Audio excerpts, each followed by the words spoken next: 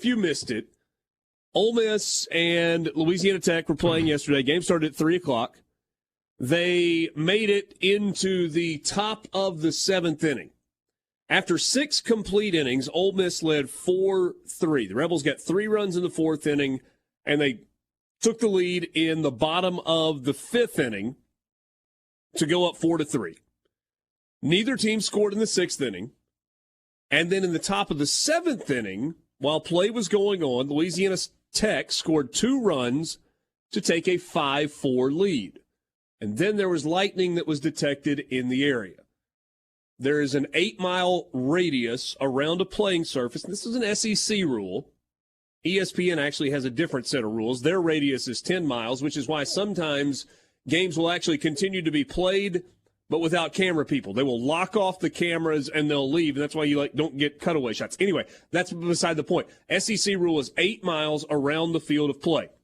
This is not arbitrary. There is a device that measures an 8-mile radius and detects lightning strikes, and if a lightning strikes during an outdoor event within an 8-mile radius of the field of play, the teams are cleared from the field, and there is a 30-minute stoppage. And every time a lightning bolt strike, or there is a lightning strike within that 8-mile radius, the 30-minute clock starts over. If for some reason in college baseball a game has become an official game after 5 innings, or 4.5 if the home team is leading, then the game can end and will be an official game. If you continue play beyond the 5th inning, you have to finish an entire inning, or it reverts to the previously played inning score. So, for example, if Louisiana Tech had scored a run in the top of the 6th inning, Ole Miss had batted in the bottom of the 6th inning, and the game had been tied 4-4, and then they had played the top of the 7th inning, but had not finished the 7th inning, the game would have reverted to a 4-4 tie. But because the last completed inning was the 6th inning, you revert to the score of the last completed inning, which was 4-3, and therefore Ole Miss was declared the winner, and the game was declared complete. Now, it gets kind of salty for people because Louisiana Tech had actually taken the lead in the top of the 7th inning and was ahead 5-4, but because Ole Miss did not bat in the bottom of the 7th inning, for that matter, the top of the 7th inning was not completed, you revert to the last fully played inning, and it's an Ole Miss victory because they were in the lead at the end of that. Now, I think we're going to debate the rule. You guys think it's a dumb rule. I think it's just the rule, whatever. That's fine. Can we address the TARP thing first? Can we play Burrows? Because this is how it started. Okay. Yes, I think that's a good plan. All right, so this is post-game Lane Burrows. Ask our guys to go out and play hard and to compete, and they did. And then you got to go in and tell them that you lost after you took the lead, and that's kind of what I told the administrators and Coach Bianco and the umpires. Put yourself in my shoes. Your team battles back and takes the lead, and now I got to go tell them you lost. I know me personally, I wouldn't want to win a game that way. Come back and play. We don't care. I mean, we're Louisiana Tech. We'll come back and we'll play 3 innings. We'll drive back up here. We kind of got the pushback on that one as well, so we'll see what happens.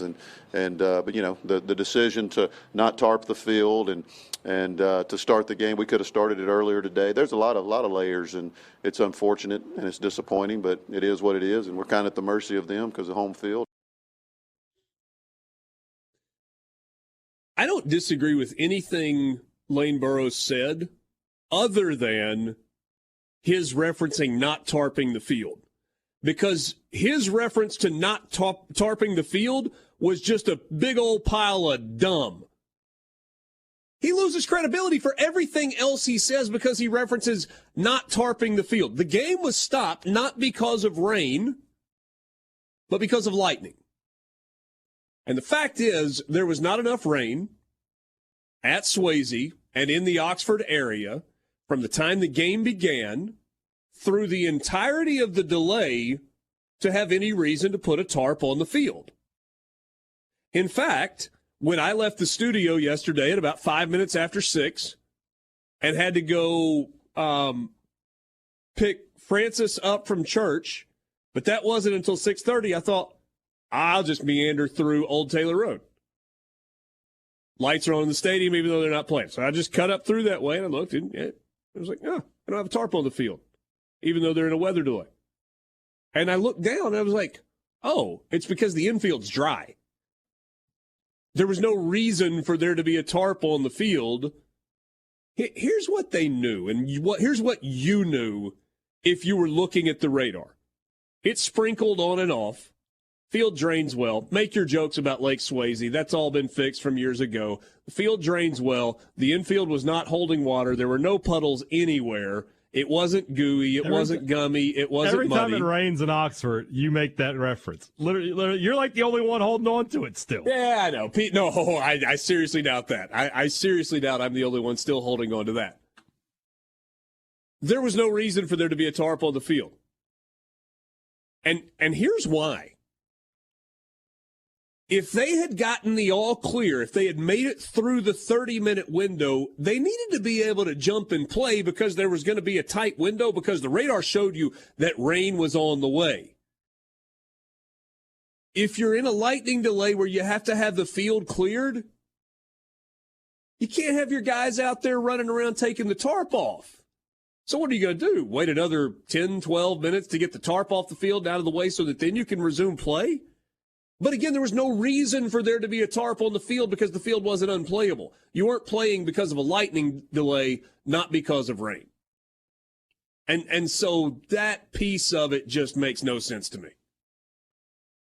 So we'll get into the other stuff because we're up against a break. We'll get into the other stuff in a second. But that, I agree with you and everybody on that. It's the obsession with the tarp thing, which is what drove so much, because Louisiana Tech released a statement also where they referenced the tarp. The tarp was not the issue. It never was the issue. They didn't not play because the field was wet. That was never the reason why. It was lightning and then a tornado watch storm came through the area.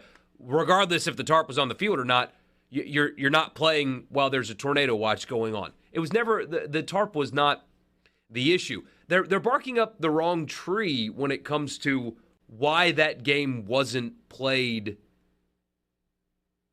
It's the rule that's the problem, not the tarp. But people are hung up on the rule also. They're like, if it wasn't raining, why weren't they playing? There is NCAA baseball, the SEC have rules that if there is lightning, it's not like it used to be. If there is lightning in an area and there is a lightning detection piece of equipment, then you are not allowed to play for 30 minutes. You're not allowed to play. Here's one. You were deflecting. Who called the game? Why not schedule last 3 innings? Any way you cut it, Ole Miss lost both games, except for the fact that they didn't. The only persons losing credibility are Ole Miss and Blabbermouth on the radio. Okay. Hey, I want to read you a message that I responded to Keith with. Keith was asking about, okay, if it didn't rain, why didn't they resume play? We said lightning. He said, so did it lightning all night? Yes. I was in Oxford. Here's what happened. While we were on the air yesterday, it rained a couple of times. But about between 5 and 5:30, that's the front end of that storm started moving in. And there was very little rain, but there was pretty significant thunder and lightning. And it wasn't just constant, but it was steady enough that the clock for the game just kept resetting and kept resetting and kept resetting. They thought they got to a window where they were going to be able to resume the game. In fact, they announced a restart time for 7:45, and shortly before the game was supposed to start back, there was big lightning and big thunder. At 8 o'clock last night, and I know it was that time because I had to go pick Ava Montgomery up from a dance practice, it really started thundering and lightning, and then the rain started, and between 8 and about 10 after 8, that storm rolled in, and it was biblical for most of the night. Saw a note from a golf course here that they got just a shade under 4 inches of rain overnight. which is a ton of rain. And I pretty much sleep through anything. And I had like thunder wake me up 2 or 3 different times last night. It was a big storm last night in Oxford. But all of that was after the baseball game was over. They couldn't play the game because of the lightning. They couldn't finish it because of lightning. Well, let's get to the crux of the issue. Because okay. The idea that Mike Bianco, this is the angle that's cracking me up. That Bianco was scared to lose that game, and that's why Mike Bianco, a head coach in the SEC for 22 years and the most recent national champion, who was just given basically a lifetime contract, and he's the highest paid coach in college baseball, who again plays in the SEC, whose RPI will not be affected at all by even losing both of those games because of Louisiana Tech being a good program, not going to hurt him. He was scared? Is that really what you want to go with? No, that's irrational fan speak. That's not what it is. However, it is objectively garbage that a team with the lead in a game, when the game ends, loses the game. Now, when I say that, I've learned on social media, because people can't use their brains on social media, that I am saying that the rule was applied incorrectly. Nope, that's not what I'm saying. The rule is written very clearly. They applied it correctly. It doesn't make it fair or just. If you're, like, I had people tell, oh, no, it is a fair rule. You're only saying that because your team was the benefactor. Reverse the roles, completely reverse them, and you would be mad today. It is goofy, and they need to amend it, because the team with the lead when the game ended lost the game, and that is simply just not okay. And that doesn't mean the rule was applied incorrectly. It was applied correctly. That's what it says. So tell me what you propose should have happened. What should happen is a no contest. In this exact scenario, if the game has gone past 4.5 innings, so it can be an official game, if an inning has not been completed, but the visiting team has a lead, the game is deemed a no contest. That simple. That simple. Because there's no way to know what Ole Miss would have done in the bottom of the 7th inning. No way to know. They could have hit 5 home runs. That offense is capable of doing it. They also could have grounded out 3 times and ended the game. We have no idea what would have happened. Not a clue. But Louisiana Tech, when the game ended, had the lead in the game. That should not be a game that they lose. Add an amendment to the rule. It's just one more line. Visiting team has the lead in an incomplete inning, and the game cannot be continued. The game is ruled a no contest. That is what fair is. That is the right thing to do. Make an amendment, change the rule. Doesn't mean the application last night was wrong. It means the rule stinks and needs to be amended. Does the rule stink? Yes. Yes, the rule stinks. Well, hold on a second. Let me at least finish the question I'm going to ask. But here's the problem with whatever you're about to say. There is a rule that allows a team that is winning to lose. I'm done at that point. I can't go any further. There's no logical leap you can make. Nothing you're about to say can change the fact that the team that was winning when the game ended lost the game. I can't get around that. Except for the fact that the rule was in place well before the game began. It's not like it went into a delay and then you're like, hey, we got to come up with a rule. What would be the most equitable way? Tell you what, let's go back to the last inning that was played. Everybody signs irrelevant. Up for this. This rule has been in place for years. But that's fine. Yeah. Plenty of rules have been in place for years that are dumb. There are plenty of dumb rules. You put your hands on a quarterback and you get a flag thrown. It's a dumb rule, but we knew it was the rule before the game started. Yeah, I'm not saying that they should have. Again, I'm not saying that they should have made a different decision last night. It is clear cut. It is clear cut. But that doesn't mean you can't go in and decide, you know what? We had a scenario that happened in Oxford back in March. We need to change that because that doesn't sit right. That a team with the lead when the game ends lost the game. Change it. Targeting. We know what targeting is. It doesn't make a player getting ejected for making a regular football play just or fair, but we know what the rule is. It doesn't mean it shouldn't be changed. You fumble through the end zone and it's a touchback. I know that's the rule. It's still a dumb rule. Rules there can be dumb rules. I just don't think every single time we get an outcome that is not necessarily a just outcome. And this wasn't, right? I mean, there's no way around. This stinks for Louisiana Tech. They took the lead in the game. We don't know how it would have ended. I completely get Lane Burrows going to bat for his team. I completely get him saying, man, we told him we'd come back up here and finish this game. We'll drive 4.5 hours for 3 innings of baseball, which, by the way, is ridiculous. Nobody's doing that. You don't even do that on SEC weekends. No, nobody's bringing a team back in to add a midweek game to finish 2.5 innings. That's great from a bravado standpoint, but that's not reality. The game was going to be over one way or the other last night. But we don't have to go change a rule every time that it's like, man, I really don't like the results of the rule. Well, but it works fine. Does it work? Right? It didn't work fine last night. That's the point. It didn't work. They completed an inning. It worked fine in Ole Miss's favor, but it doesn't mean it was. It's. You're adding one line. You're not changing the course of the game. You're adding one amendment.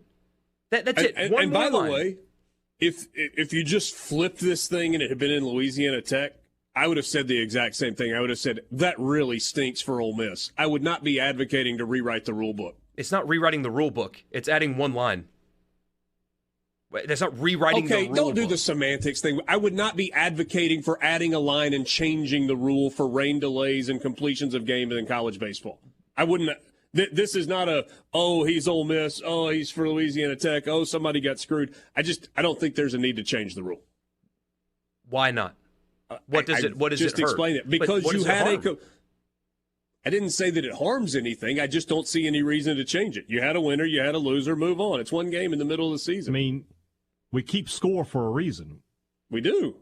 And so you go to the point where there was an equitable place to draw a line. You say no. You don't like my explanation, but then when I explain what it is, you're like, that's dumb.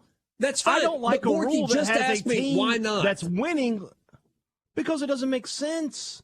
The team that was winning lost the game. Say it out loud. I am aware of that because of extenuating circumstances. You go to the point where you had the circumstances shouldn't be extenuating. It should just be as simple as they were winning. And they lost. I don't disagree with your opinion. That's fine. Borky asked me why my opinion was what it was, and I said I just don't have a problem with the rule. You want to change it? Fine. Don't make me say I want to change it. It's fine. We'll be back. Sports Talk. I'll try to go rapid fire through these. They're funny, too, because half of them are, like, engaged with the discussion and giving their points, and the other half are like, when are y'all going to stop talking about this? And then those people, I just ask, what do you want us to do? You send us a topic. Maybe we'll hit on it. The most talked about thing in this state today is that right there. I mean, whew. Yeah. But I got some Ole Miss lady at 3:30 in the morning hitting me up saying, I can't believe you said this when I didn't even say anything. That's how hot a topic this is. And then there's the random Keith invading. Richard, one more thing. When you do a game on TV, you need to tell the cameraman not to get so close. You look bigger than you are. Okay, Keith? I know how that goes. Okay. I can respect the no contest. I've been going to Ole Miss baseball games for the last 12 years, and if there is any way possible to play the game in its entirety, Mike Bianco will find a way to make it happen. Yeah, he kind of has a reputation for doing that, but that really can't enter this discussion, okay? Mike in Oxford reminds us that in Major League Baseball, Louisiana Tech would have won the game. Major League Baseball, once it's a complete game and the game stops and it cannot be resumed and it is declared a game, it's whoever's winning there. There's no returning to any point, which is also an inequitable way to decide the outcome of a game. Let's see here. Robin Grenada, what was the reason that Ole Miss gave for not starting the game earlier? They knew a storm was coming. Just curious. By the way, Michael is right. # change the dang rule. I don't know that Ole Miss gave a specific reason. I do think it's important to know that there are a lot of moving parts that go into putting on a college athletics contest. Yeah, there's been some of that. I mean, they moved it up an hour already, but and I understand Burrows was hot, and the TARP thing is, he's mad, and I understand the anger. Truly, I do. Would have been a big win for his team that they didn't get, despite having the lead. But the whole, we'll just drive up, which I would be surprised if Louisiana Tech would write the check to get them to drive up to play 2.5 innings 3 weeks later. Maybe they would. I'd be surprised. But the amount of people that are involved in putting on games is not just players and umpires. I mean, if you had to guess, how many people work at one Ole Miss or Mississippi State baseball game that are not a coach or a player? How many people work at those games? Oh, a couple hundred. And you can't just call security, concessions, maintenance, cleanup crews, not to mention radio crews and TV crews and parking people, media relations people. And yeah, I mean, I guess I would lump parking into shuttle drivers to parking lots. It's a lot of people. It's a lot. And these are people that often have other jobs, and they do the baseball games as like a side gig, get a little extra money, or have kids and families and lives and stuff. And if you go to work at a set time, let's say you go to work at noon. That's when you go to work. Every single day. You know you got to go to work at noon. And then you wake up on a Wednesday morning and your boss calls you and says, you need to be here at 9 instead of noon. That throws your whole day. I mean, that ruins everything. And so when you've got a couple hundred people that are working your game, that you need to work your game, you can't just call them the morning of the game and say, hey, you're supposed to be here at 2. You got to be here at 9. It's not practical. When you're on a college campus as well, these kids do go to class and school and things like that. There's just so much involved putting a game on that the day of deciding you're going to start 5 hours earlier is not practical. Doesn't make sense. Text line. Hey guys, this is Alan. I'm surprised that coach is whining about calling that baseball game. How was it fair for them to have an extra at bat? And compared to Ole Miss, he needs to quit whining. Okay. Which, by the way, is not our discussion. Our discussion was about the rule in place. The application of the rule was accurate. Lane Burrows, fine going to bat for his team. He's off base on the TARP thing. The more heated part of our discussion about whether or not the rules should be changed. Michael and Borky and Brian Haydad are very much in favor of that. I'm just kind of like, I don't care. I don't think it's that big of a deal. Let's see here. What else do we have? What if Tech had been up by 10 when it was called? I can't imagine the outrage there would have been. I mean, 110, 200. It's the same outcome. But yes, I understand your point. What does the actual rule say versus what happened? The application of the rule was 100% perfect. Yeah. In the event a game cannot be played to its completion and 5 innings have been logged, when the game comes to a stop, you will resume to the last fully completed inning, and the score at that point shall determine the outcome of the game. That's what the rule says. I agree with Borky. He makes sense. You should never lose a game when leading if the game is called and won't be finished. Haydad and Borky make good points. I also agree with Haydad on changing the football rule about fumbling into the end zone. Yeah, I hate that one. That's just an easy one to fix. They've changed it in the XFL. Yeah, I haven't watched. Dwayne and Brandon, y'all made me get online to see if neck muscles were poking out in this heated discussion. Dwayne, we know that you're already watching Hey Dad. We know that. Don't lie. You know why Richard doesn't like this rule, Borky? Because he's got soft hands. Ah, that's right. That's why. You're one to be talking about somebody with soft hands. No. Oh, is there a reference? I'm saving you before. A listener texted us when you were off and said, y'all have soft hands. And we were like, is that good or bad? And we looked at our hands. We were like, "Is that good?" Or because Randy Moss had soft hands, and that was great. Are you complimenting us or hating on us? Turns out it's like a TikTok trend where. Oh, okay. Yeah. Okay. I saved you. Thank you. Let me tell you. I was going to say, these guys made pizzas for 20 years, brother. They're plenty callous. They'll be all right. So I was going to ask K-Dad when the last time he picked up a shovel or a rake or a broom or a piece of lawn equipment I picked up a was. shovel the other day. Had a bag of charcoal that got wet, and when I picked it up, it just went everywhere. So I had to shovel it to put it in the trash can. Pretty simple. It should be a no contest. The home team can't have less at-bats than the visitors, especially in a one-run game. But the Burrows TARP thing and acting like Ole Miss did something wrong is also outrageous. Yeah, he said, I assume on a radio show in Louisiana, but he was quoted to say about an hour ago, as long as he's the head coach at Louisiana Tech, he will never schedule Ole Miss again. Lane Burrows, you got to remember, coached under John Cohen. So it's not like he had a whole lot of love for Ole Miss coming into this event, probably. All right, there it is. There's the tweet. Fox 4 Sports Talk, Sean Fox, Tech head coach Lane Burrows.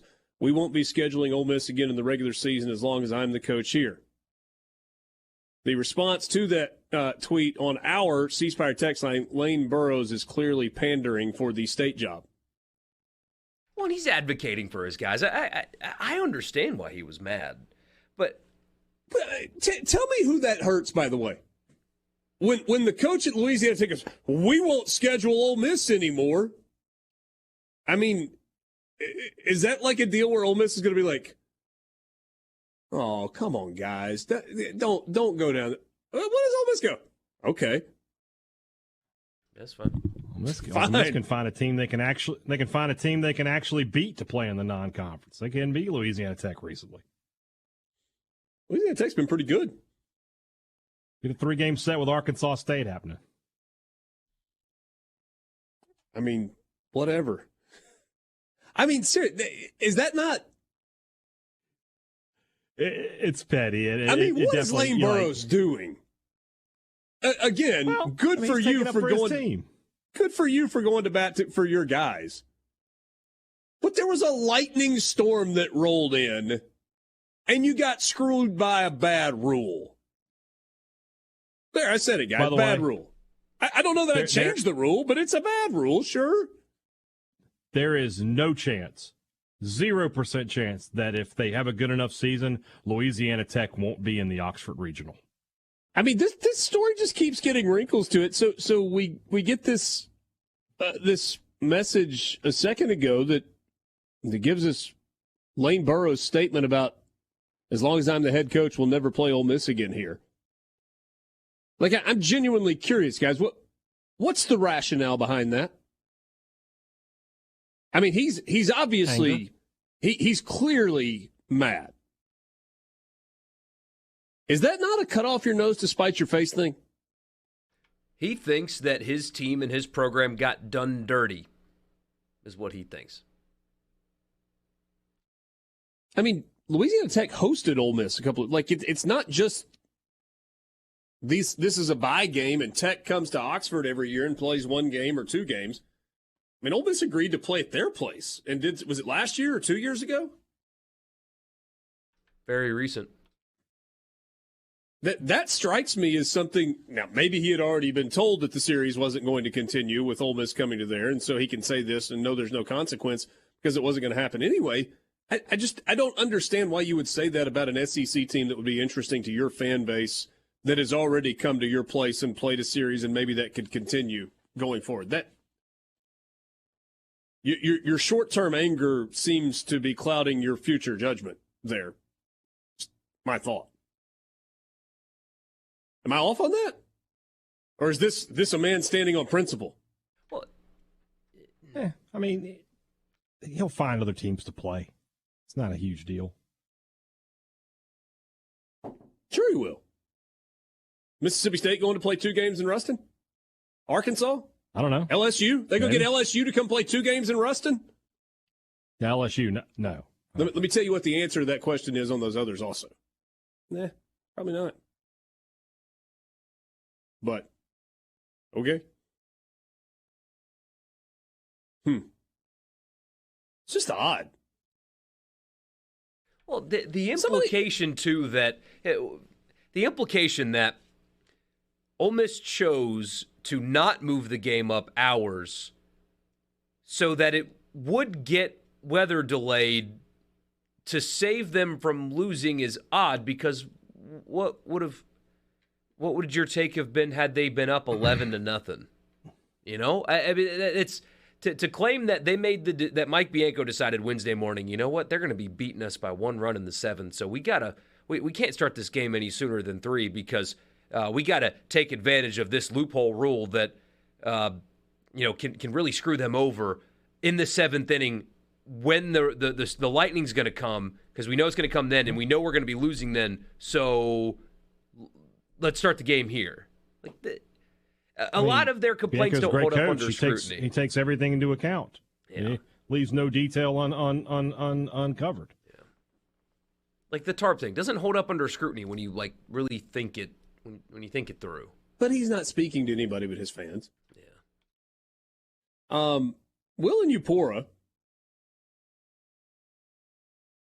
Will was originally from Upora. He lives in Greenville, North Carolina, and he works with ECU. And he had a kind of an interesting take here. He says, moving start times up on a weekday makes broadcasting the games hard. Our ESPN Plus crews are anywhere between 10 and 20 people. Freelancers and students are the majority of the crews. Most can't make it there before 4 p.m. Broadcast and video seems to be one of the first thing that people complain about when it's not great, and they expect it to be perfect every time. He says it's going to be a struggle for us at ECU this weekend with spring break starting tomorrow. And then he also said, after getting left in CUSA, is Louisiana Tech in any place in any sport to be making declarative statements like that about who they will and won't play? I guess he did, but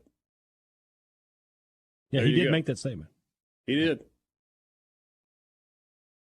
James in Hattiesburg says Jacksonville State coming to Conference USA will replace Ole Miss. Well, I'm in a conference game anyway. That'll do it. Real quick, who's the head football coach at Jacksonville State? It's not Jack Crow anymore, is it? You know. It's Rich Rodriguez. Yes, sir. Rich Rodriguez, former Alabama head coach Rich Rodriguez. That's right. What was I going to... What was the story with Ole Miss Louisiana Tech where they couldn't play the second game in Ruston a couple of years ago? I don't remember. You asking me? I don't know. I don't know. Have we exhausted the Ole Miss Louisiana Tech conversation? No, let's do 2 more hours on it. So the answer is yes? Yeah. By the way, the second game of the 2021 series in Ruston was canceled because of a COVID positive within the Ole Miss program and subsequent contact tracing that caused Ole Miss to be able to travel with a limited number of pitchers, and so they canceled the second game. Louisiana Tech beat the brakes off of Ole Miss in that first game. They won that one 13-1. That was in 2021. So there you go. This question, I guess, I don't know how much clearer I can be, though. Only question that needs to be asked, did everyone know the rules before starting the game? Yes, but yes. Lane Burrows thinks that Ole Miss did stuff to make sure that game didn't continue. That's what he thinks. He's not mad about the rule, although that's where his gripe should be. He should be advocating for a change in that. That would be more rational and palatable. Instead, it's fun to share his quotes on Twitter because anger gets you retweets and not rationality. You can't be rational on that website because nobody is rational on that website. But instead, he's accusing Mike Bianco and Ole Miss of not starting the game earlier so they could intentionally cancel it right when they got a 1-run deficit. That's what he's doing. And that is asinine. It comes off a little meatball-y. His comments, meatball-y. Yeah, meatball. He sounds like a bit of a meatball. By the way, doesn't Mike Bianco have like a 2-decade-plus track record of doing everything he can to play games? Yes, I understand the Arkansas State game last year notwithstanding. I get it. That was a job preservation thing. That's what that was. Last night was not. turned out to be a season preservation thing and also turned out to be a really wise decision. A very lucrative, ring-bearing decision that was. But, yeah. That decision, in part, led to a trophy. Yeah. That's why I can't get on board with that part. The Mike Bianco was scared. Scared of what? He just won the national championship. What could he possibly be scared of? They've got 30 SEC games. You think he's worried about an RPI drop from a team that's gonna have a good one? No. Louisiana Tech losing that game wouldn't have hurt them at all. That's not what it's not rational. Derek in Greenwood says Mike B grabbed the bat phone to the big guy and called in some lightning. Yes. I know y'all got one up there. It's what got that wind gust in 1983. Man, you can't. Yeah, never mind. I can't blame God for that? Yes, I can. I was just going to suggest that maybe you shouldn't be mad at God for being an Ole Miss fan. It's okay. I'm just saying.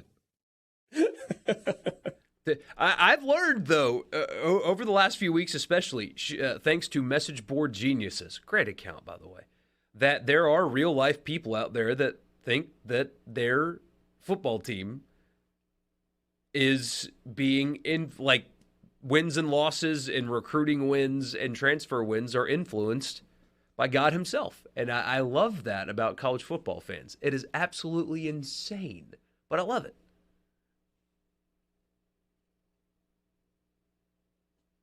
Mike Bianco plays games, and he not like he plays the games. He doesn't play games. He just plays the schedule, and then if something happens, then they adjust along the way.